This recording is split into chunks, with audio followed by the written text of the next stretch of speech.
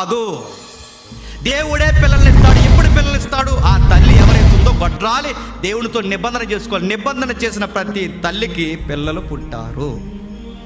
25 ఏళ్ళు ఎదురు చూస్తే శారమ్మ అబ్రహాముకి పిల్లలు పుట్టారు, రాహేలుకి పిల్లలు పుట్టారు, మనవ చేసుకుంటే పిల్లలు పుట్టారు, కమిట్మెంట్ ఇస్తే పిల్లలు పుట్టారు. అన్న నాకే గనక బిడ్డనిస్తే నీకు ఇచ్చేస్తానని కమిట్మెంట్ ఇచ్చింది గనక పుట్టారు. ఎలిజబెత్కి ఆలస్యంగా పిల్లను పుడితే ఏలియా లాంటోడు పుట్టాడు. గుర్తుపెట్టుకోండి. ఎక్కడ మీరు చూడండి కమిట్మెంట్ అంటే ఆలస్యమైన తల్లులు బాధపడకండి. ఎవరికైనా పిల్లలు ఆలస్యమైతే బాధపడకండి. ఎందుకో తెలుసా? పిల్లల్ని ఏ బాధ ఏ ఒప్పుకోలు లేకుండా కనేసిన తల్లుల లెక్క వేరు, మీ లెక్క వేరు. ఎందుకు తెలుసా? దేవుడికి మీరు ప్రత్యేకము. ఎంత ప్రత్యేకమో తెలుసా? అందరి గర్భాలు తెలిసిన దేవుడు మీ గర్భాన్ని ఇంకా ఎందుకు తెరవలేదంటే మీ నుంచి ఏదో దేవుడు కోరుకుంటున్నాడు.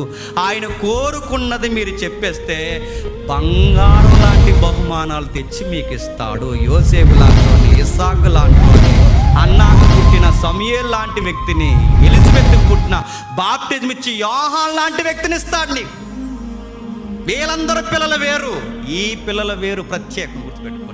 ఆలస్యంగా పుట్టిన ఏ తల్లికైనా చరిత్రలో చూడండి బంగారు రత్నాలు పుట్టారు. నాకు పుట్టట్లేదు ఏం చేయాలి, అక్కడ అట్టుపడి తినాలి, ఇక్కడ ఇది అనాలి, అది వాడు, ఇదంతా కాదండి. దేవుడికి ఏదో ఇవ్వాల్సిన మాట ఉంది. ఇవ్వు, ఆ మాట ఇవ్వు. దేవ నాకు బిడ్డనిస్తే నేను ఉంటానో ఏదో మాట ఇవ్వు, ఏదో సరి చేసి. ఎందుకంటే దంపతులు ఇద్దరు దేవునికి ప్రత్యేకం. మీరు నచ్చారు దేవుడికి, వాళ్ళ ప్రత్యేకమే. వాళ్ళకన్నా మీరు ఇంకా ప్రత్యేకం. మీ నుంచి ఏదో కావాలి, మీ మూలాలు ఏవో దేవుడికి కావాలి. ఆ దేవుడితో ఒప్పుకో, దేవుడు నీకు చక్కటి బహుమానం ఇస్తాడు.